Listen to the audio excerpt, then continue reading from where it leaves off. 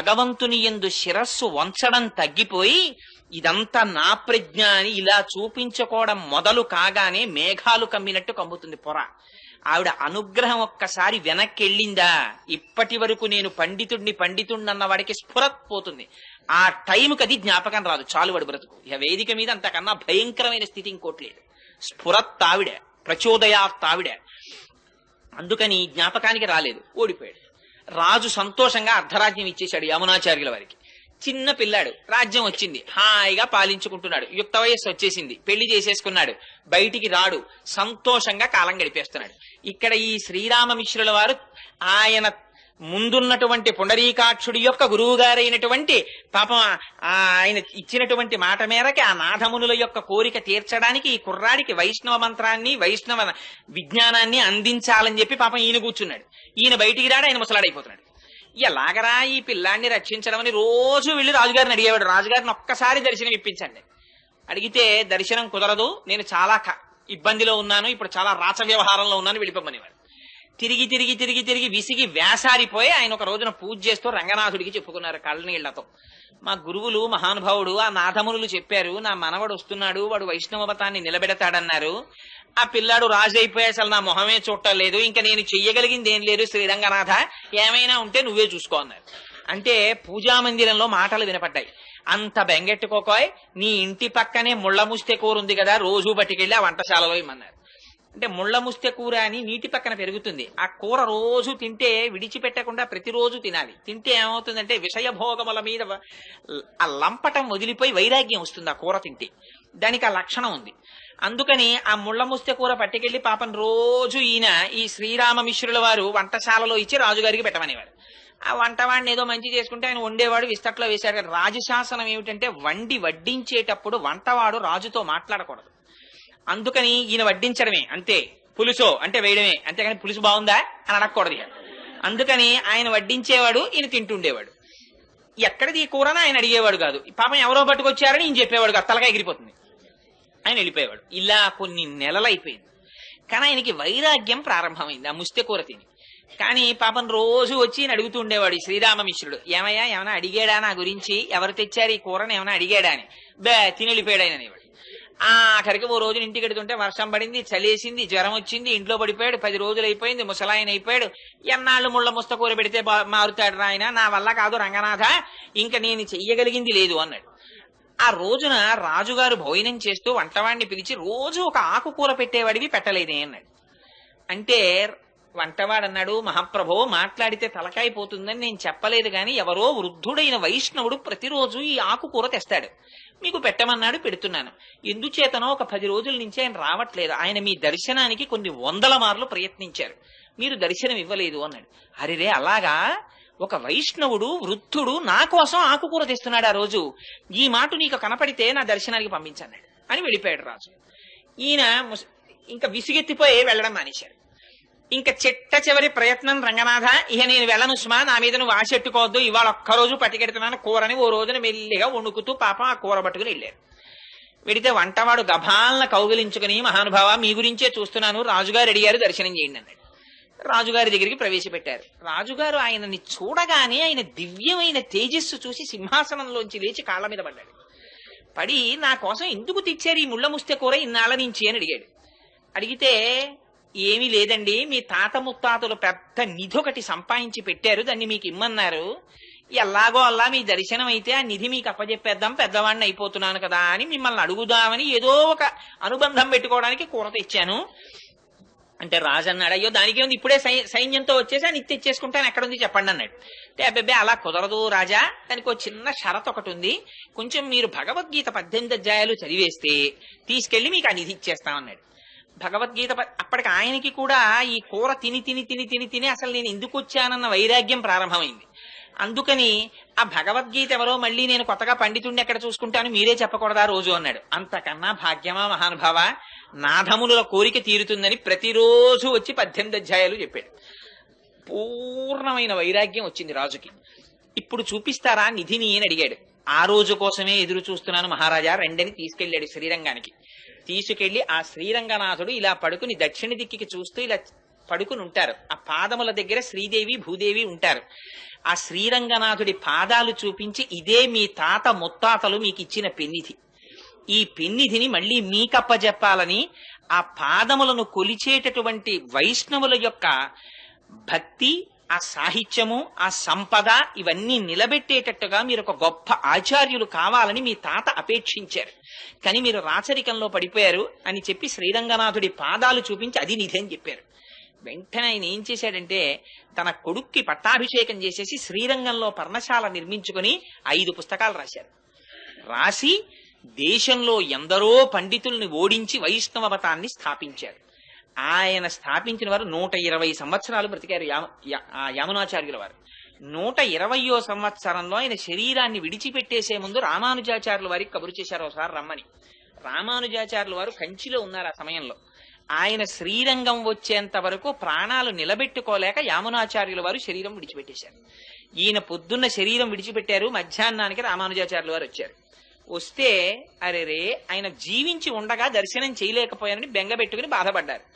బాధపడి ఆ భౌతిక కాయాన్ని తిప్పడంలో కుడి చేతి 3 వేళ్లు ఇలా ముడుచుకుపోయి కనపడ్డాయి యామునాచార్యుల వారు.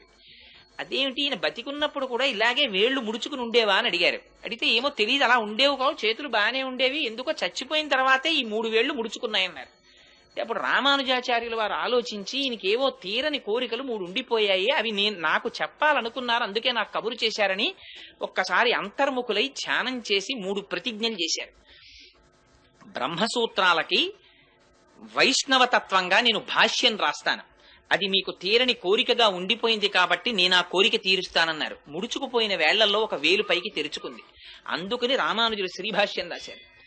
2వ కోరిక, ఇంతకు పూర్వం ఆళ్వారులు గోదాదేవి వంటి వారు వ్రాసి పాడినటువంటి పాటలు జనసామాన్యంలో ప్రచారంలో లేవు.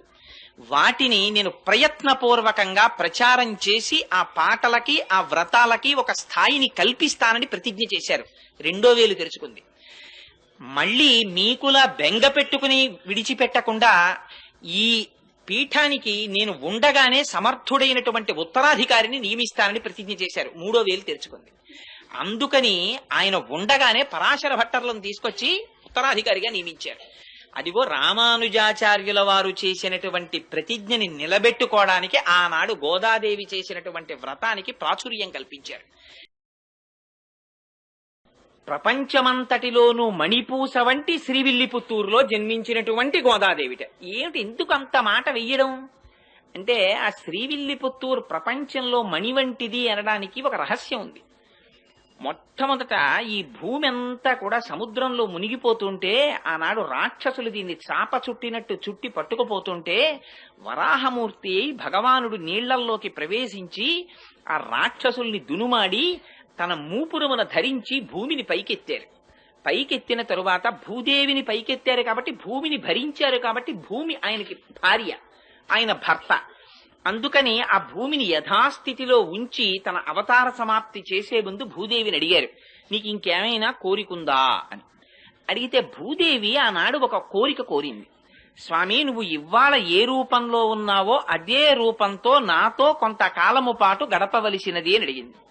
తప్పకుండా అలాగే గడుపుతానని ఆదివరాహమూర్తి అవతారములో ఉన్నప్పుడు భూదేవితో కలిసి దక్షిణ భారతదేశంలో ఇప్పుడు శ్రీవిల్లిపుత్తూర్ అన్న క్షేత్రము ఎక్కడుందో అక్కడ ఉన్న అడవులలో స్వామి భూదేవితో కలిసి తిరుగుతుండేవారట. భగవానుడు ఎక్కడ ఏ రూపంలో ఉన్న యోగులు గుర్తిస్తారు. అందుకని అవతారమును దాల్చి, అంటే అక్కడే ఉన్నాడా, అంతటా ఉన్నవాడు అక్కడ కనబడతాడు. ఇప్పుడు కరెంట్ ఉంది, కరెంటు ఇదంతా కరెంట్ ఉంది, తీగలంతా కరెంట్ ఉంది, కానీ ప్రస్ఫుటంగా ఎక్కడ కనపడుతోంది? ఈ లైట్ లో కనపడుతోంది. అంటే ఈ లైట్ లోనే కరెంట్ ఉందండి, ఆ తీగల్లో కరెంట్ లేదంటే ముట్టుకుంటే తెలుస్తుంది. అందుకని ముట్టుకోకూడదు. ఇక్కడ ఇలా దీపం ఉంది కాబట్టి ప్రస్ఫుటంగా తెలుస్తోంది విద్యుత్ ఉందని. అంత మాత్రం చేతి ఇదంతా లేదనే, ఆ వైరంతా ఉంది విద్యుత్తు. అలా ఒక్కొక్క నాడు భగవానుడు ఒక్కొక్క చోట అవతారమూర్తి ప్రస్ఫుటంగా కనపడతాడు. అలా ఆదివరాహమూర్తిగా ఆయన అరణ్యములలో సంచారము చేస్తున్నప్పుడు యోగులందరూ అక్కడికి చేరారు. చేరి వాళ్ళు భూదేవి సహిత ఆదివరాహ స్వామిని చాలా కాలము పాటు సేవ చేశారు. ఇలా ఈ విషయం తెలిసి మునులు, మహర్షులు, ఋషులు, యోగులు అన్ని లోకాల నుంచి అక్కడికి చేరిపోయారు. చేరిపోవడంలో అదొక పెద్ద పట్టణం అయిపోయింది. అదొక పెద్ద పట్టణం అయిపోయిన తర్వాత క్రమక్రమంగా ఆదివరాహమూర్తి యొక్క స్వరూపాన్ని చూసి ఆయన అవతార పరిసమాప్తి చేయవలసినటువంటి సమయం వచ్చింది. అందుకని ఋషుల నోటి వెంట ఒక మాట వచ్చింది, స్వామి నువ్వు ఆదివరాహమూర్తిగా కాకుండా వేరొక స్వరూపంతో కనపడు అని అడిగారు. అడిగితే ఆయన వెంటనే వటపత్రశాయిగా మారారు. మారి ఆ ఆదివరాహమూర్తి యొక్క స్వరూపం ఆ వైకుంఠనాథుడిలోకి చేరిపోయింది. చేరి ఆయన శ్రీవైకుంఠానికి వెళ్ళిపోయారు. భూమి యొక్క అధిష్టాన దేవత అయినటువంటి భూదేవి కూడా ఆయన పాదముల దగ్గర కూర్చుని పాదములు ఒత్తుతూ ఉంటుంది.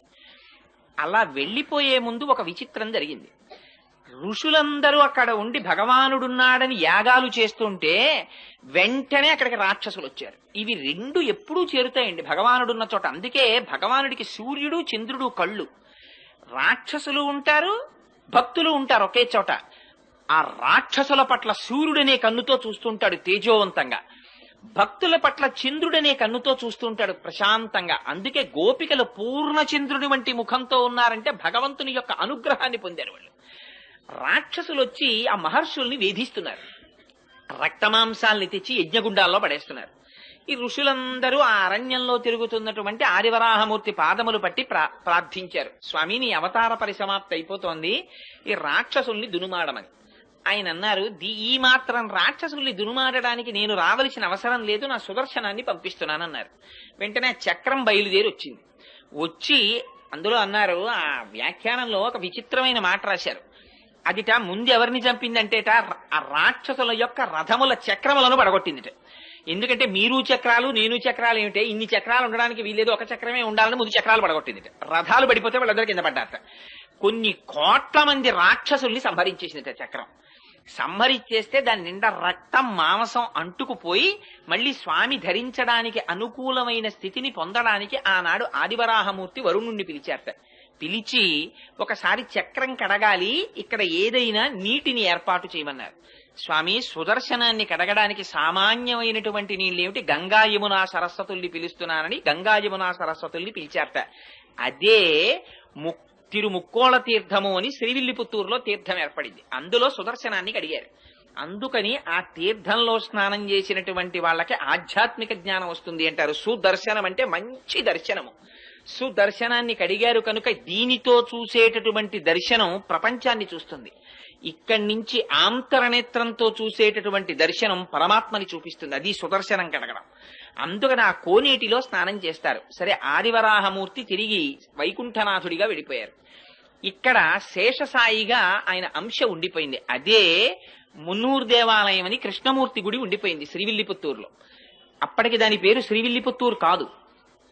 వెళ్ళిపోయి ఉండగా ఒకనాడు భూదేవి ఆయన పాదములొత్తుతూ ఎందుకో ఒక ప్రశ్న వేసింది. స్వామి మీకు అనేక రకములైనటువంటి కైంకర్యములు జరుగుతుంటాయి కదా, పుష్పార్చన చేస్తారు, తులసితో అర్చన చేస్తారు, అభిషేకం చేస్తారు. అసలు ఈ అర్చనలన్నింటిల్లో మీకు ప్రీతిపాత్రమైన అర్చన ఏది అని అడిగింది. అడిగినది భూదేవి అడిగింది కనుక ఆయన అన్నారు, నాకు పుష్పార్చన ప్రీతి అన్నారు. పుష్పాలు ఎక్కడి నుంచి రావాలి? భూమిలోంచి రావాలి. అందుకని అడిగిన వాళ్ళని ప్రీతి చెందించడం ఆయన యొక్క కోరిక. అందుకని పుష్పములంటే నాకు ప్రీతి అన్నారు. పుష్పార్చన చేత ప్రీతి చెందుతానన్నారు. అసలు ఆయన అడిగిన పుష్పాలు బాహ్య పుష్పాలు కావు. అహింస ప్రథమం పుష్పం, పుష్పమింద్రియ నిగ్రహ, సర్వభూత దయా పుష్పం, క్షమా పుష్పం, విశేషత జ్ఞాన పుష్పం, ధ్యాన పుష్పం, తప పుష్పం తు సత్తమం, సత్యమష్ట విధం పుష్పం, విష్ణో ప్రీతికరం భవేత్ అని ఆ పుష్పాలు. అందుకని ఆ పుష్పార్చన ఇష్టమన్నారు. అయితే నేను పుష్పార్చన చెయ్యాలనుంది కొంతకాలం, మీకు ఎక్కడ జన్మించనని అడిగింది. అడిగితే నువ్వు కడుపున పుట్టవలసిన అవసరం లేదు, నాకు పుష్పార్చన చెయ్యడానికి పుడతానని అడుగుతున్నావు కనుక మన గరుక్మంతుని యొక్క అంశలో భట్టనాథులని ఒకరు జన్మిస్తారు, వారికి అయోనిజవై తులసి వనంలో నువ్వు దొరుకుదువుగానివి అని అభయం ఇచ్చారు. సరే, ఈలోగా ఆదివరాహమూర్తి యొక్క అవతారము పరిసమాప్తి కాగానే అక్కడున్న మహర్షులు ఋషులు అందరూ వెళ్ళిపోయారు. వెళ్ళిపోతే మళ్ళీ అది అడవి కింద ఉండిపోయింది. ఆ అడవిలో చిన్న కుగ్రామం ఒకటి ఏర్పడింది. దాని పేరు పుత్తూరు అని పిలిచేవారు. అక్కడ కండువు అనబడేటటువంటి పేరు కలిగినటువంటి వాడు, విల్లి అని పేరు కలిగినటువంటి వాడు, ఇద్దరు ఆటవికులు సోదరులు ఉండేవారు. వాళ్ళిద్దరూ రోజు జంతువుల్ని వేటాడి ఆ మాంసం తెచ్చుకు తినేవారు. వాళ్ళిద్దరూ ఒక రోజున ఒక పులిని వేటాడడానికని బయలుదేరారు. ఆ పులి పరిగెత్తింది ఒక గుహవేపు. అటువేపుగా ఈ విల్లి అన్నవాడు పరిగెత్తాడు, కండు అన్నవాడు పరిగెత్తాడు. ఈ వెళ్ళినటువంటి పులి మీద ఆ కండు అన్నవాడు బాణం వేశాడు. దెబ్బతిన్న పులి ఎటో నక్కింది. దానికోసం విల్లి వెతుకుతున్నాడు, కండువు వెతుకుతున్నాడు. ఆ దెబ్బతిన్న పులి పొంచి ఉండి ఒక్కసారి కండువు మీద పడి వాడి మెడ కొరికి చంపేసింది. చంపి గుహలోకి పారిపోయింది. ఈ విల్లి ఆ చనిపోయినటువంటి కండువు శరీరం మీద పడి ఏడుస్తున్నాడు, అయ్యో నువ్వు పులి చేతిలో మరణించావని. అక్కడే ఉంది ఆలయం, అందులో ఉన్నారు స్వామి. వీడి ఏడుపు విని బాధ చెంది ఆయన బయటికి వచ్చారు. ఒక ముసలి బ్రాహ్మణ రూపంలో వచ్చి, ఏమయ్యా నీ తమ్ముడి గురించి అంత విలపిస్తున్నావు, నీ తమ్ముణ్ణి బ్రతికిస్తాను, ఈ ఆలయం ఒక చిన్న గుడి కడతావా అని అడిగారు. అంటే భగవానుడు రాబోయేటటువంటి విషయాల్ని ఉద్ధరించడానికి ఇప్పటి నుంచే ఆయనకు ఒక ప్రణాళిక ఉంటుంది. అందుకని గుడి కడతావా అన్నారు. అంటే ఆయన అన్నాడు తొందరలో అలాగే కడతాను, కానీ ముందు నా తమ్ముణ్ణి బతికిస్తే కడతానన్నాడు. నువ్వు కట్టు, తమ్ముణ్ణి బతికిస్తానన్నారు. కాదు, ముందు తమ్ముణ్ణి బతికించు, నేను కడతానన్నారు. సంకల్పం చేస్తే ఎంతసేపు అండి, ఆ పిల్లాడు ఆయన బతికాడు. ఇప్పుడు గుడి కట్టన్నారు. అప్పుడు అన్నాడు, అయ్యో మా తమ్ముడి కోసం అన్నాను గాని గుడి కట్టడానికి డబ్బులు ఉండాలి, వేటగాడిని నా దగ్గర డబ్బు ఎక్కడుంది అన్నాడు. ఆయన అన్నారు, గుహలో పులి దూరింది కదా, లోపలికెళ్ళి పులిని చంపు, ఆ గుహలో నిధులున్నాయి, ఆ నిధి పట్టుకొచ్చి గుడి కట్టన్నారు. అంటే ఈ విల్లి అనేటటువంటి వాడు ఆ గుహలో దూరి పులిని చంపి నిధిని తెచ్చి గుడి కట్టాడు. అది పుత్తూరు అనబడేటటువంటి కుగ్రామం విల్లి అనేటటువంటి వాడి చేత దేవాలయ నిర్మాణం భగవంతుని పనుపున జరిగింది కాబట్టి విల్లిపుత్తూరైంది. ఆ విల్లిపుత్తూరుకి గరుడుని యొక్క అంశలో భట్టనాథులు వచ్చారు. ఆ భట్టనాథులే పెరియాళ్వార్. ఆ పెరియాళ్వార్ ఒకనాడు పుష్పవాటిక పెంచుతుండగా తులసివనంలో భూదేవి యొక్క అంశలో ఆ గోదాదేవి ఆవిర్భవిస్తే ఆ పిల్లని చూశారు ఆయన. అయ్యో చిన్న పిల్ల ఈ పొదలో దొరికింది అని, ఆయనకి ఏది పూల మొక్కలలో దొరికినా అది కూడా పువ్వే. అందుకని పట్టుకెళ్లి కృష్ణుడు గుళ్ళో పెట్టేశారు. పెట్టేస్తే అశరీరవాణి పలికింది. పైగా అక్కడున్న భక్తులలో ఒకరి మీదకి ఆవహించి ఆనాడు శ్రీ మహావిష్ణువు మాట్లాడారు. నా అనుగ్రహవశం చేత అయోనిజగా జన్మించింది ఆవిడ భూదేవి అంశ, కన్న తండ్రిలా నువ్వు పాలించన్నారు. సరే అని తీసుకొచ్చారు, భార్యకి ఇచ్చారు. ఆ పిల్ల పెరిగి పెద్దదవుతోంది, మంచి యవ్వనంలో ప్రవేశించింది. నువ్వు పుష్పవాటికకి రాకు, యవ్వనంలో ఉన్నావు కదా, బయట తిరగకూడదు, నువ్వు ఇంట్లో ఉండి పుష్పమాలలు కట్టు, నేను పువ్వులు తెస్తానన్నారు. సరే మీకు తెలిసి ఇంకా కథ. ఆయన పువ్వులు తెచ్చేవారు, ఈవిడ పువ్వులు కడుతుండేది. కట్టిన తరువాత తండ్రి గారు చూడకుండా ఆ పుష్పమాల తన మెడలో వేసుకుని జడలో పెట్టుకుని ఒకసారి నూతులో చూసుకుని ఓసారి అద్దంలో చూసుకుని ఆ పుష్పమాల తీసి బుట్టలో పెట్టేది. ఈ పుష్పమాల పట్టుకుని ఆయన కృష్ణ పరమాత్మకు పట్టుకెళ్లేవారు. అర్చకులు ఆ పుష్పమాల అలంకారం చేద్దామని తీస్తే అందులో మామూలుగా పువ్వుకుండవలసినటువంటి వాసన కన్నా కూడా దివ్యమైన పరిమళం కనపడింది. ఇడు మల్లె పువ్వులా కాకుండా ఇంత పరిమళాలు వస్తున్నాయి ఏమిటి పువ్వులని, బహుశా ఇదంతా భట్టనాథుల యొక్క తపఫలితం అయి ఉంటుంది, ఆయనకున్న కైంకర్యనిష్ట అయి ఉంటుంది అనుకున్నారు. ఏమిటి ఇంత వాసన అర్చకులు మార్చి ఆ పూలదండని చూస్తుంటే అందులో దీర్ఘకేశం కనపడింది. అంటే పొడుగాటి వెంట్రుక. ఆ పొడుగాటి వెంట్రుక చూసి ఇది స్త్రీలదే అని గుర్తించారు. స్త్రీల వెంట్రుక పూలదండలోకి ఎందుకు వచ్చింది? భట్టనాథులు వేరొక స్త్రీ అలంకరించుకున్న దండ పట్టుకురారు కదా. కానీ అడగడానికి ఆయన సామాన్యులు కారు, బాగుండదని దండను అలంకారం చేసేశారు ఆ వెంట్రుకని తీసేసి. అసలు అన్నింటిలోకి చాలా హీనమైనది ఏమిటంటే పూజా మందిరంలోకి కానీ పూజ చేసే పదార్థాల్లో కానీ వెంట్రుక రాకూడదు. అయ్యి బాబోయ్, మార్కండేయ పురాణంలో దానికి ఎంత శుద్ధి చెప్పారో ఆ వెంట్రుక వస్తే. అందుకని ఇవిడి వెంట్రుక ఉందని వెంట్రుక తీసేసి అలా ఇలా 3 నెలలు జరిగింది. జరిగితే ఇది చర్చ పెరిగిపోయింది అర్చకుల్లో. రోజు దీర్ఘకేశం వస్తోంది, భట్టనాథులు అలాంటి వాళ్ళు కారు, పైగా వెంట్రుకకి సువాసన ఉంటోంది, ఏమిటి విచిత్రం అని. సరే 3 నెలలు అయిపోయిన తరువాత ఒక రోజున మళ్ళీ అటువంటి పుష్పమాల వచ్చింది. వచ్చేటప్పటికి వాళ్ళు ఇంకా ఉండబట్టలేక భట్టనాథుల్ని పిలిచి అడిగారు, ఇలా 3 నెలల నుంచి వస్తున్నాయి పూలదండలు, నిజం చెప్పండి, ప్రతిరోజు వెంట్రుకలు ఉంటున్నాయి, ఎవరు అలంకరించి తెస్తున్నారని. మహాప్రభో, నాది పొరపాటు, నేను ఎప్పుడూ ఎవరు అలంకరించినవి తేలేదు, ఈ పుష్పవాటికని పుష్పాలంకృతిని నమ్ముకుని బతుకుతున్న వాడిని నన్ను నమ్మండని ఆయన పుష్పమాలని వెనక్కి తీసుకెళ్లిపోయారు. ఆ రోజున తీసుకెళ్లిపోయి ఎవరు అలంకరించుకుంటున్నారు అని కొంచెం ఆలోచించి చూస్తే తన కూతురే అలంకరించుకుంటారు. చూశారు, అమ్మా ఎంత తప్పు చేశావమ్మా, పరమాత్మకిచ్చే పుష్పహారాన్ని నువ్వు అలంకరించుకుని ఇస్తున్నావా, దానివల్ల నేను మాట పడ్డానమ్మా అని. ఆ రోజున ఆయన పట్టికెళ్ళడానికి పుష్పమాలలు లేవు, బయటకెళ్లి చూస్తే పువ్వులు దొరకలేదు, బాధ పెట్టుకుని పడుకున్నారు. ఆ రాత్రి ఆయనకి కృష్ణ పరమాత్మ కల్లోకి వచ్చారు. నాకు చాలా ప్రీతి నీ కూతురు అలంకరించుకున్న పుష్పమాలయే. ఆవిడ భూదేవి అంశ, వచ్చిందే ఆ కైంకర్యానికి వచ్చింది. మీ అమ్మాయి అలంకరించుకున్న దండలు పట్టుకొచ్చి నాకు అలంకారం చేయమన్నారు. అంటే భట్టనాథులు అన్నారు, ఈ మాట నాకు చెప్తే సరిపోతుందా, అర్చకులకు కూడా చెప్పండి అన్నారు. అంటే ఆయన మళ్ళీ అర్చకులకి అశరీరవాణిగా పలికి వినిపించారు. అప్పటి నుంచి అందుకని మాలని ధరించి ముక్త విడిచిపెట్టి దా ఇచ్చినది కాబట్టి ఆవిడికి ఆముక్త మాల్యద అని పేరొచ్చింది. ఆ పుష్పహారాన్ని పట్టుకొచ్చి స్వామికి అలంకారం చేసేవారు. సరే, కొన్నాళ్లు పోయిన తరువాత భట్టనాథులు అడిగారు, అనగా పెరియాళ్వార్ విష్ణు చిత్తులు, అమ్మా నీకు యవ్వనం వచ్చింది కదా, వివాహం చెయ్యాలి కదా, ఎవరిని వివాహం చేసుకుంటావు అని అడిగారు. అడిగితే ఆవిడంది, తాను వేసుకున్నటువంటి మాలని మార్చి వేసుకునేటటువంటి అధికారం భార్యాభర్తలకే కదా ఉంది. మనం ఒక పని చేస్తుంటాం సాధారణంగా, వివాహంలో కానీ ఎందులోనన్నా దండలు వేయించే సాంప్రదాయం ఉంటుంది. అందులో సాధారణంగా ఇద్దరికి చెరుకో దండ ఇచ్చి ఆ దండలు వాళ్ళ మెళ్ళో వీళ్ల మెళ్ళో వేయిస్తారు. అది కాదు అసలు. భార్యాభర్తల సంబంధం అంటే ఏమిటంటే, భర్త చేతితో దండ పట్టుకుని భార్య మెడలో వేస్తాడు, భార్య చేతితో దండ పట్టుకుని భర్త మెడలో వేస్తుంది. వేసిన తరువాత భార్య తన మెడలో దండ తీసి భర్త మెడలో వేస్తుంది, భర్త తన మెడలో దండ తీసి భార్య మెడలో వేస్తాడు. అలా పక్క పక్కన కూర్చుని దండలు మార్చుకుంటే వాళ్ళు భార్యాభర్తలని గుర్తు. అలా నేను ధరించిన మాల తీసి ఇస్తే ఆయన వేసుకున్నాడు, అందుకని ఆయనే పతి. అందుకని ఇంకా వేరుగా చెప్పక్కర్లేదు. అందుకని నేను శ్రీ మహావిష్ణువుని వివాహం చేసుకుంటాను. అమ్మో, ఎంత గొప్ప కోరిక కోరావమ్మా, శ్రీ మహావిష్ణువుని వివాహం చేసుకుంటావా? కానీ మరి శ్రీ మహావిష్ణువు అంటే చాలా మూర్తులుగా ఉన్నారు, ఇందులో నువ్వే మూర్తిని చేసుకుంటావన్నారు ఆయన. అంటే ఆవిడంది, ఎన్ని రకాలుగా ఉంటాడు అంటే, నాన్నగారు చెప్పండి అంది. అంటే ఆయన ఏదో 105 దివ్య దేశాల్లో శ్రీ మహావిష్ణువు ఎలా ఉంటారో ఆ మూర్తులన్నీ వర్ణించారట.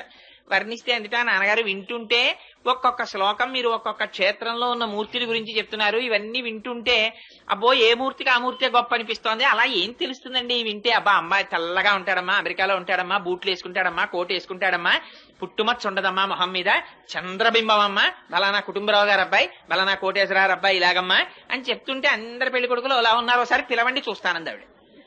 అంటే అందుకనిట ఆయన పెరియాళ్వారని పిలిచింది. ఆయన అక్కడ కూర్చుని పర్ణశాలలో ఒక్కొక్క శ్లోకం చదివారట 105 క్షేత్రాల్లో ఉన్న స్వాముల్ని. వాళ్ళందరూ వచ్చి అక్కడ నిలబడ్డారు. ఇది ఆయన శక్తి. 105 మూర్తుల్ని తీసుకొచ్చి నించోపెట్టారు. నించోపెట్టి నీకెవరిని చేసుకుంటావమ్మా అని అడిగారు. అడిగితే శ్రీరంగంలో ఉన్న రంగనాథుడు ఆవిడికి బాగా నచ్చాడు. ఈయన్ని చేసుకుంటాను నాన్నగారు అందిట. అంటే మిగిలిన వాళ్ళని ఏమనుకోకండి స్వామి, మా అమ్మాయి ఈయన్ని మెచ్చుకుందంటే, అయ్యో ప్రతిబింబంలాగా నేనే కదయా 105 మూర్తులుగా ఉన్నది, ఏకస్వమేవ బహుదా భవభాసిలోకే, ఆయనే కదా ఉన్న ఒక్క ఆత్మేగా ఇన్ని రకాలుగా కనపడాలి అని ఆ స్వామి రంగనాథుడు చేసుకుంటానన్నారు. మిగిలిన వాళ్ళందరూ వెళ్ళిపోయారు, మిగిలిన మూర్తులు. పాపం ఈ రంగనాథుడిని చేసుకుంటానని ఆవిడ మురిసిపోతోంది. అదిగో వ్యాఖ్యానంలో రాశారు, ఆ స్వామి ఒకనాటి రాత్రి గోదాదేవి దగ్గరికి వచ్చి ఆవిడతో భోగం అనుభవించారు. అంటే ఆవిడ బ్రహ్మానందమును అనుభవించింది. ఆనాడు ఆండాళ్ తల్లికి వరం ఇచ్చారట, నువ్వు ఏ పరమాత్మని కోరి ఇంత తపస్సు చేశావో అటువంటి నిన్ను నేను ఆనందాన్ని పొందినటువంటి రోజు, నువ్వు బ్రహ్మానందమును పొందిన రోజు కనుక, భోగం అనుభవించిన రోజు కనుక ఇది ఉత్తరోత్తర భోగి అని పిలవబడుతుంది అని చెప్పారట. అందుకని భోగి పండగ.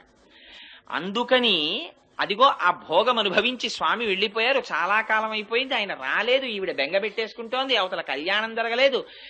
ఎలాగా అని బెంగ పెట్టుకుని ఉండిపోయి ఈవిడ చాలా విరహతాపమును అనుభవిస్తూ ఆఖరికి అబ్బో విశేషమైనటువంటి వృత్తాంతం రాశారు. ఓ పరిచారికని పంపించింది. పంపించేటప్పటికి శ్రీరంగంలో శృంగార మండపంలో వసంతం ఆడుతున్నాడు ఆయన రంగనాథుడు. అప్పుడు ఈవిడ తన యొక్క భక్తి ప్రపత్తుల చేత యోగ మార్గంలో వెళ్ళింది ఆయన దగ్గరికి. వెళ్లి, స్వామి నీ గురించి ఆండాళ్ తల్లి అలమటించిపోతోంది, రావలసింది అంటే తన మెడలో పుష్పహారాన్ని చేతి ఉంగరాన్ని ఇచ్చి పంపించారు స్వామి.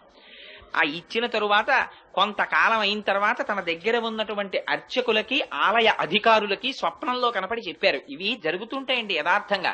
అన్నవరం సత్యనారాయణ స్వామి వారు వెలిసే ముందు అనువంశిక ధర్మకర్తకి ఆయన స్నేహితుడు ప్రకాశరావు గారికి ఒకే రోజు రాత్రి కల్లోకి వచ్చి చెప్పారు, నేను అంకోల వృక్షం కింద ఉన్నాను, నన్ను పైకి తీసి ప్రతిష్ఠ చెయ్యండి అని. ఎప్పుడో కాదు, ఈ మధ్య అప్పుడే అన్నవరంలో ప్రతిష్ఠ జరిగింది.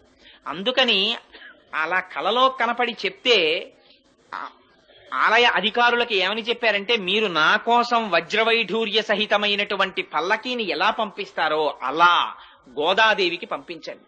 పంపిస్తే ఆవిడ పల్లకి ఎక్కి వస్తుంది. వచ్చిన తరువాత నేను ఆవిడ్ని కళ్యాణం చేసుకుంటానని చెప్పారు. అలా కళ్యాణం చేసుకుంటానని రంగనాథుడు పలికినటువంటి మాట మేరకి పల్లకిని, ఆ ఛత్రాన్ని, చామరాన్ని అన్నిటినీ తీసుకుని విష్ణుచిత్తుడి ఇంటికి వెళ్లారు. వెడితే విష్ణుచిత్తుల వారు ఆ రాజుగారికి కబురు చేశారు. అంతకుముందు పరతత్వ నిర్ణయంలో రాజ్యసభలో పాల్గొన్నారు కనుక రాజు తన పరివారం అంతటితో వచ్చాడు. పెద్ద వేడుక కింద ఊరిరిగింపు ఒకటి బయలుదేరి శ్రీరంగం చేరుకున్నారు. చేరుకున్న తర్వాత ఉత్సవమూర్తితో కలిపి అమ్మవారికి వివాహం చేశారు.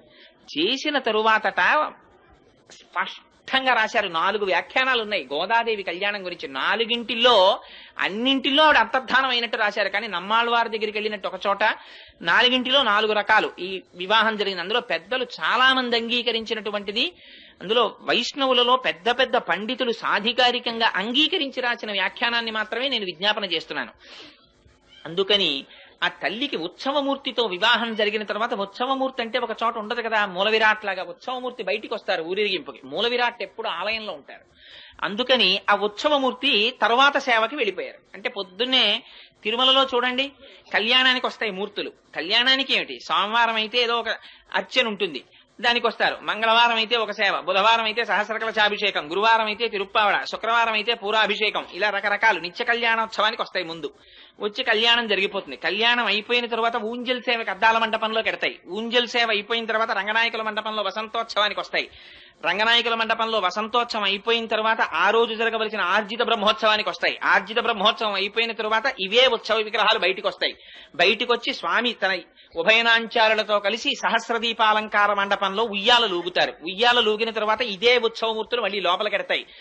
ఇంతగా ఆ ఉత్సవమూర్తులు తిరుగుతాయి. మూల విరాట్ లోపల ఉండిపోతారు.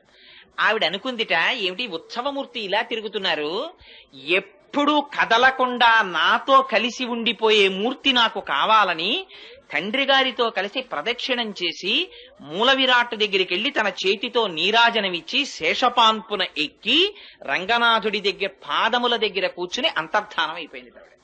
అలా రంగనాథుణ్ణి అందరూ చూస్తుండగా పొందింది. 30 పాశురములను విజ్ఞాపన చేసి ప్రతిరోజు పాశురాన్ని ఒక పూజ కింద చేసేది ఆవిడ.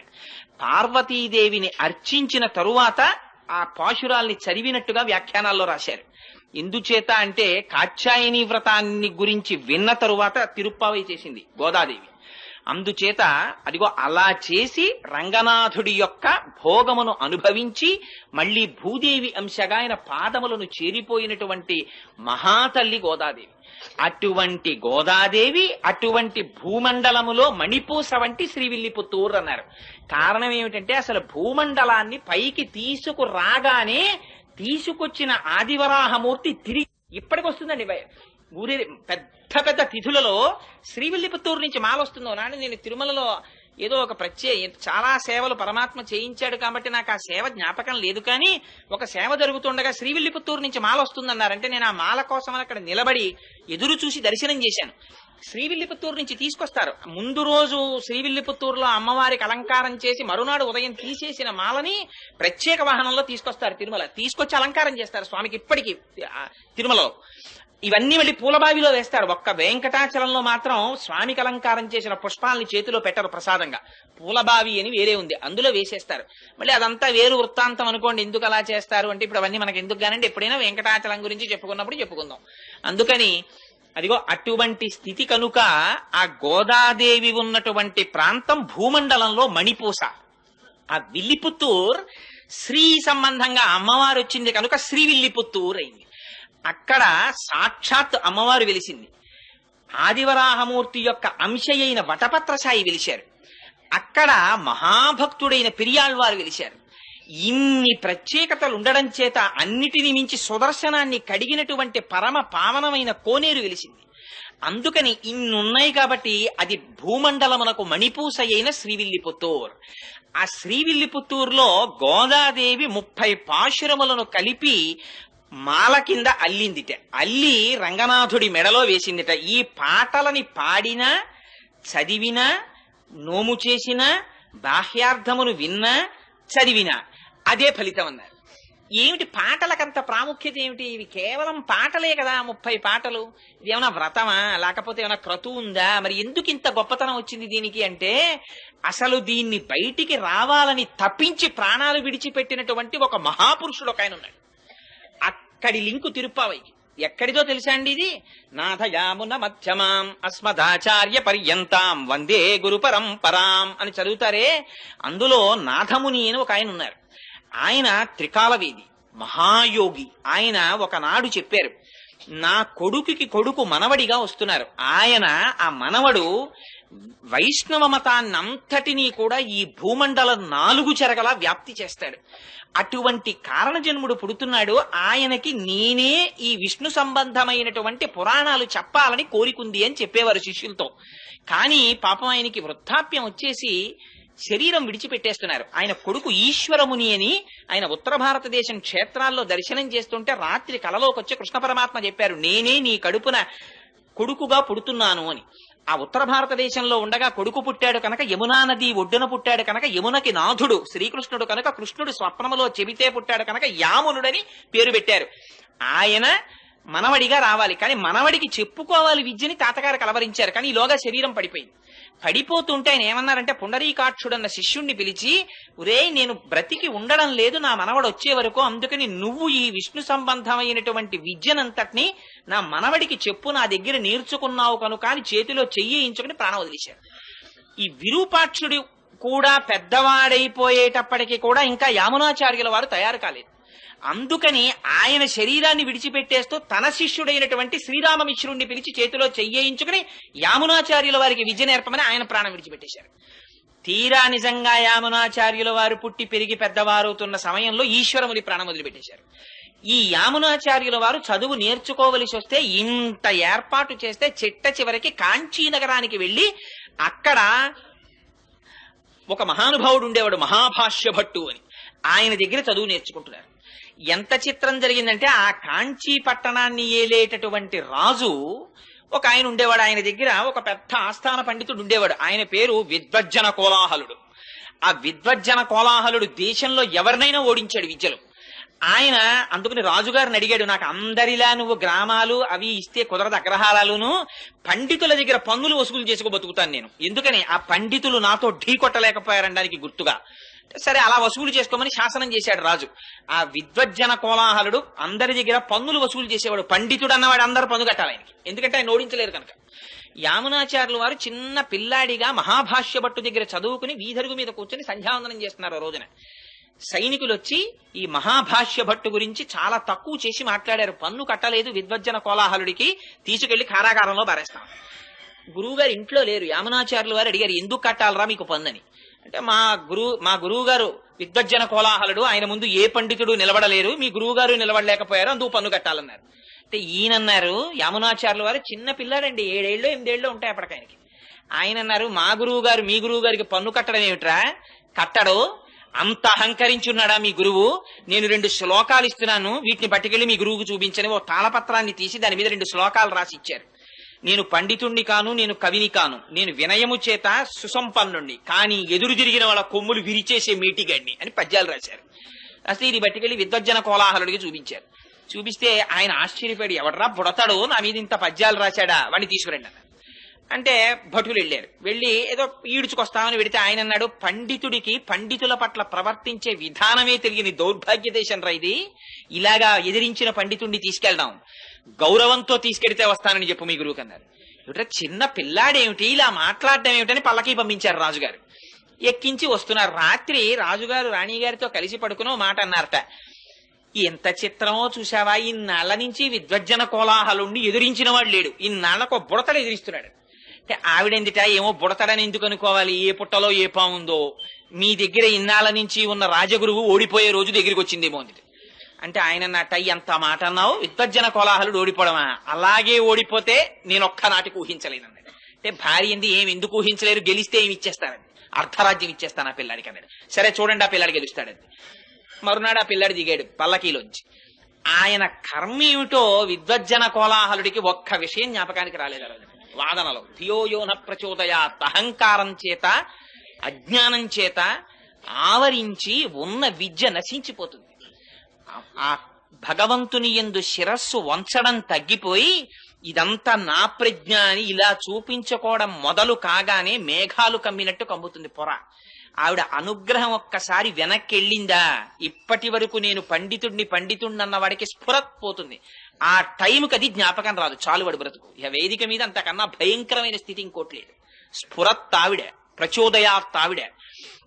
అందుకని జ్ఞాపకానికి రాలేదు, ఓడిపోయాడు. రాజు సంతోషంగా అర్ధరాజ్యం ఇచ్చేశాడు యమునాచార్యుల వారికి. చిన్న పిల్లాడు, రాజ్యం వచ్చింది, హాయిగా పాలించుకుంటున్నాడు. యుక్త వయస్సు వచ్చేసింది, పెళ్లి చేసేసుకున్నాడు, బయటికి రాడు, సంతోషంగా కాలం గడిపేస్తున్నాడు. ఇక్కడ ఈ శ్రీరామమిశ్రుల వారు ఆయన ముందున్నటువంటి పుండరీకాక్షుడి యొక్క గురువు గారైనటువంటి పాపం ఆయన ఇచ్చినటువంటి మాట మేరకి ఆ నాథమునుల యొక్క కోరిక తీర్చడానికి ఈ కుర్రాడికి వైష్ణవ మంత్రాన్ని వైష్ణవ విజ్ఞానాన్ని అందించాలని చెప్పి పాపం ఈయన కూర్చున్నాడు. ఈయన బయటికి రాడు, ఆయన ముసలాడైపోతున్నాడు. ఎలాగరా ఈ పిల్లాన్ని రక్షించడం అని రోజు వెళ్లి రాజుగారిని అడిగేవాడు. రాజుగారిని ఒక్కసారి దర్శనం ఇప్పించండి. అడిగితే దర్శనం కుదరదు, నేను చాలా ఇబ్బందిలో ఉన్నాను, ఇప్పుడు చాలా రాచ వ్యవహారంలో ఉన్నాను, వెళ్ళిపోమనేవాడు. తిరిగి తిరిగి తిరిగి తిరిగి విసిగి వేసారిపోయి ఆయన ఒక రోజున పూజ చేస్తూ రంగనాథుడికి చెప్పుకున్నారు కళ్ళనీళ్లతో. మా గురువులు మహానుభావుడు ఆ నాథమునులు చెప్పారు, నా మనవడు వస్తున్నాడు, వాడు వైష్ణవ మతాన్ని నిలబెడతాడన్నారు.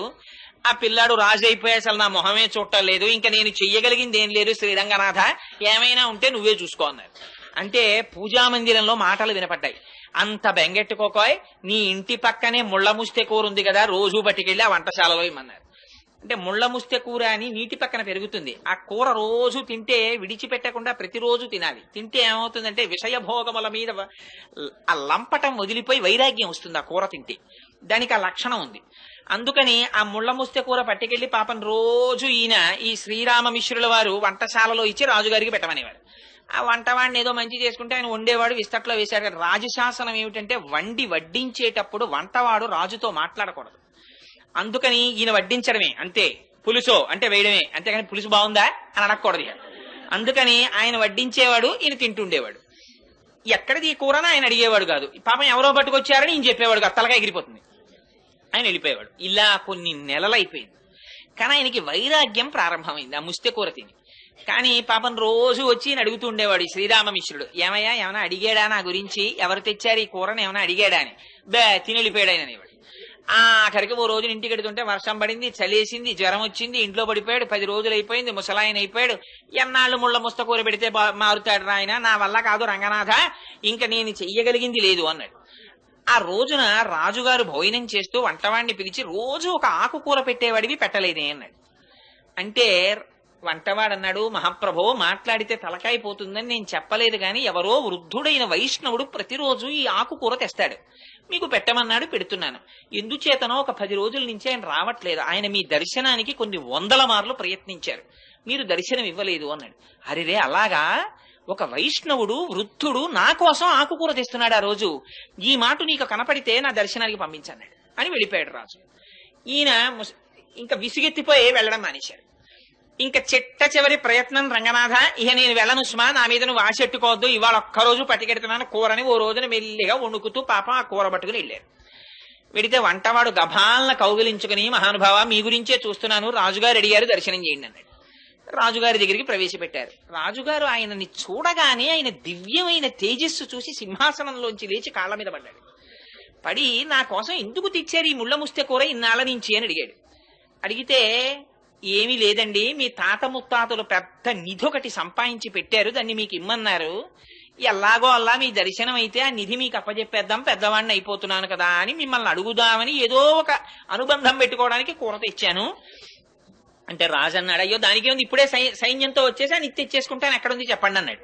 అంటే అబ్బాయి అలా కుదరదు రాజా, దానికి ఒక చిన్న షరత్ ఒకటి ఉంది, కొంచెం మీరు భగవద్గీత 18 అధ్యాయాలు చదివేస్తే తీసుకెళ్లి మీకు ఆ నిధి ఇచ్చేస్తామన్నాడు. భగవద్గీత అప్పటికి ఆయనకి కూడా ఈ కూర తిని తిని తిని తిని తిని అసలు నేను ఎందుకు వచ్చానన్న వైరాగ్యం ప్రారంభమైంది. అందుకని ఆ భగవద్గీత ఎవరో మళ్ళీ నేను కొత్తగా పండితుడిని ఎక్కడ చూసుకుంటాను, మీరే చెప్పకూడదా రోజు అన్నాడు. అంతకన్నా భాగ్యమా మహానుభావ, నాథమునుల కోరిక తీరుతుందని ప్రతిరోజు వచ్చి 18 అధ్యాయాలు చెప్పాడు. పూర్ణమైన వైరాగ్యం వచ్చింది రాజుకి. ఇప్పుడు చూపిస్తారా నిధిని అని అడిగాడు. ఆ రోజు కోసమే ఎదురు చూస్తున్నాను మహారాజా, రెండని తీసుకెళ్లాడు శ్రీరంగానికి. తీసుకెళ్లి ఆ శ్రీరంగనాథుడు ఇలా పడుకుని దక్షిణ దిక్కికి చూస్తూ ఇలా పడుకుని ఉంటారు. ఆ పాదముల దగ్గర శ్రీదేవి భూదేవి ఉంటారు. ఆ శ్రీరంగనాథుడి పాదాలు చూపించి, ఇదే మీ తాత ముత్తాతలు మీకు ఇచ్చిన పెన్నిధి, ఈ పెన్నిధిని మళ్ళీ మీకప్పజెప్పాలని ఆ పాదములను కొలిచేటటువంటి వైష్ణవుల యొక్క భక్తి, ఆ సాహిత్యము, ఆ సంపద ఇవన్నీ నిలబెట్టేటట్టుగా మీరు ఒక గొప్ప ఆచార్యులు కావాలని మీ తాత అపేక్షించారు. కానీ మీరు రాచరికంలో పడిపోయారు అని చెప్పి శ్రీరంగనాథుడి పాదాలు చూపించి అది నిధి అని చెప్పారు. వెంటనే ఆయన ఏం చేశాడంటే తన కొడుక్కి పట్టాభిషేకం చేసేసి శ్రీరంగంలో పర్ణశాల నిర్మించుకుని 5 పుస్తకాలు రాశారు. రాసి దేశంలో ఎందరో పండితుల్ని ఓడించి వైష్ణవ మతాన్ని స్థాపించారు. ఆయన స్థాపించిన వారు 120 సంవత్సరాలు బ్రతికారు. యామునాచార్యుల వారు 120వ సంవత్సరంలో ఆయన శరీరాన్ని విడిచిపెట్టేసే ముందు రామానుజాచార్యుల వారికి కబురు చేశారు ఒకసారి రమ్మని. రామానుజాచార్యుల వారు కంచిలో ఉన్నారు ఆ సమయంలో. ఆయన శ్రీరంగం వచ్చేంత వరకు ప్రాణాలు నిలబెట్టుకోలేక యామునాచార్యుల వారు శరీరం విడిచిపెట్టేశారు. ఈయన పొద్దున్న శరీరం విడిచిపెట్టారు, మధ్యాహ్నానికి రామానుజాచార్యుల వారు వచ్చారు. వస్తే అరెరే ఆయన జీవించి ఉండగా దర్శనం చేయలేకపోయారని బెంగపెట్టుకుని బాధపడ్డారు. బాధపడి ఆ భౌతిక కాయాన్ని తిప్పడంలో కుడి చేతి 3 వేళ్లు ఇలా ముడుచుకుపోయి కనపడ్డాయి యామునాచార్యుల వారు. అదేమిటి, ఈయన బతికున్నప్పుడు కూడా ఇలాగే వేళ్లు ముడుచుకుని ఉండేవా అని అడిగారు. అడిగితే ఏమో తెలియదు, అలా ఉండేవి కావు, చేతులు బాగానే ఉండేవి, ఎందుకో చచ్చిపోయిన తర్వాతే ఈ 3 వేళ్లు ముడుచుకున్నాయన్నారు. అప్పుడు రామానుజాచార్యుల వారు ఆలోచించి ఈయనకేవో తీరని కోరికలు 3 ఉండిపోయాయి, అవి నాకు చెప్పాలనుకున్నారు, అందుకే నాకు కబురు చేశారని ఒక్కసారి అంతర్ముఖులై ధ్యానం చేసి 3 ప్రతిజ్ఞలు చేశారు. బ్రహ్మసూత్రాలకి వైష్ణవతత్వంగా నేను భాష్యం రాస్తాను, అది మీకు తీరని కోరికగా ఉండిపోయింది కాబట్టి నేను ఆ కోరిక తీరుస్తానన్నారు. ముడుచుకుపోయిన వేళ్లలో ఒక వేలు పైకి తెరుచుకుంది. అందుకని రామానుజులు శ్రీభాష్యం రాశారు. 2వ కోరిక, ఇంతకు పూర్వం ఆళ్వారులు గోదాదేవి వంటి వారు వ్రాసి పాడినటువంటి పాటలు జనసామాన్యంలో ప్రచారంలో లేవు. వాటిని నేను ప్రయత్నపూర్వకంగా ప్రచారం చేసి ఆ పాటలకి ఆ వ్రతాలకి ఒక స్థాయిని కల్పిస్తానని ప్రతిజ్ఞ చేశారు. 2వ వేలు తెరుచుకుంది. మళ్ళీ మీకులా బెంగ పెట్టుకుని విడిచిపెట్టకుండా ఈ పీఠానికి నేను ఉండగానే సమర్థుడైనటువంటి ఉత్తరాధికారిని నియమిస్తానని ప్రతిజ్ఞ చేశారు. 3వ వేలు తెరుచుకుంది. అందుకని ఆయన ఉండగానే పరాశర భట్టర్లను తీసుకొచ్చి ఉత్తరాధికారిగా నియమించారు. అదిగో రామానుజాచార్యుల వారు చేసినటువంటి ప్రతిజ్ఞని నిలబెట్టుకోవడానికి ఆనాడు గోదాదేవి చేసినటువంటి వ్రతానికి ప్రాచుర్యం కల్పించారు. కల్పించి అది యామునాచార్యుల వారికి ఉండిపోయిన కోరిక, అది శ్రీ మహావిష్ణువు యొక్క సంకల్పం. ఇటువంటి వ్రతం కలియుగంలో అందరికీ అందాలి అని. అందుకని అదిగో అందుచేత ఫలస్థుతి పాశురం దగ్గరికి వచ్చేటప్పటికే అంత చిత్రమైన మాట మాట్లాడారు. భూమండలంలో మణిపూస వంటి శ్రీవిల్లిపుత్తూరులో జన్మించినటువంటి నిత్యము తులసిమాలలు ధరించేటటువంటి భట్టనాథులట. నిత్యం తులసిమాలలు ధరించేటటువంటి వారు అంటే శ్రీ మహావిష్ణువు యొక్క నాభికమలంలోంచి బ్రహ్మగారు ఆవిర్భవించారు. బ్రహ్మగారు ఆవిర్భవించినటువంటి మొట్టమొదటి తామర పువ్వు శ్రీ మహావిష్ణువు యొక్క నాభిలోంచి వచ్చింది. ఆ తామర పువ్వు యొక్క మూలము అంటే ఆ గింజ శ్రీ నారాయణుడు. అందుకని నారాయణ స్వరూపంగా మెడలో తులసిమాలలు వేసుకుంటారు. అంతటి మహాభక్తుడైనటువంటి విష్ణు చిత్తుల యొక్క కుమార్తెగా వచ్చిన గోదాదేవి అనడంలో ఆ శ్రీవిల్లిపుత్తూరుని, ఆ గోదాదేవిని, ఆ భూదేవిని, ఆ ఆదివరాహమూర్తిని, యామునాచార్యుల్ని, రామానుజుల్ని, వారి కోరికని ఇన్నింటిని జ్ఞాపకం చేస్తున్నారు. అందుకొని వచ్చినటువంటి ఈ తిరుప్పావైని, ఈ 30 పాశురములను కేవలముగా చదివినా అందరికీ ఆ భాష అర్థం కాదు కదండి. అందుకని అర్థం కాకుండా చదివినా, లేదు అర్థముతో ఆ వ్రతమును అనుసంధానము చేసినా, లేక కేవలము పైన ఉండేటటువంటి దాని అర్థాన్ని తెలుసుకోవడానికి ఆ వ్యాఖ్యానాన్ని చదివినా, విన్నా, చెప్పినా, ఆనాడు గోదాదేవి ఎటువంటి ఫలితాన్ని పొందిందో, ఎటువంటి ఫలితాన్ని పొందింది? శ్రీరంగనాథుడిలో ఐక్యాన్ని పొందింది. గోపికలు ఎటువంటి ఫలితాన్ని పొందారో వాళ్ళు ఎటువంటి ఫలితాన్ని పొందారు? పరమేశ్వరుని నుంచి విడివడవలసినటువంటి అవసరము లేని నిత్య సంశ్లేషాన్ని అనుభవించారు. అటువంటి ఫలితాన్ని అందరూ అనుభవిస్తారు అని ఆ తిరుప్పావై అనేటటువంటి వ్రతానికి ఫలసిద్ధి చెప్పి, ఈ తిరుప్పావై వ్యాఖ్యానాన్ని ఎక్కడెక్కడ ఎవరెవరు వింటున్నారో, ఎవరెవరు చదువుతున్నారో, ఎవరెవరు చేస్తున్నారో, చూసి సంతోషిస్తున్నారో వాళ్ళందరికీ ఇహమునందు ఇది అది అని చెప్పనేలా విద్యలో ఉన్న వారికి విద్యాభివృద్ధి, వ్యాపారములో ఉన్న వారికి వ్యాపారాభివృద్ధి, రాజ్యం చేసేటటువంటి రాజులకి రాజ్య విస్తీర్ణత, వివాహము కానటువంటి కన్నెపిల్లలకి వివాహము, వివాహితలై ఋతుస్నానము చేసి ఉన్నటువంటి స్త్రీలకి గర్భధారణ జరిగి శ్రీకృష్ణ పరమాత్మ వంటి ఉత్తముడైనటువంటి కుమారుడు జన్మించడముతో సహా సమస్తమైనటువంటి కోరికలు ఈడేరతాయి అని ఫలసిద్ధి చెప్పి ఇంత పరమ పవిత్రమైనటువంటి తిరుప్పావై అనబడేటటువంటి ఆఖ్యానము అని దీనిని పెద్దలు పూర్తి చేసి ఉన్నారు.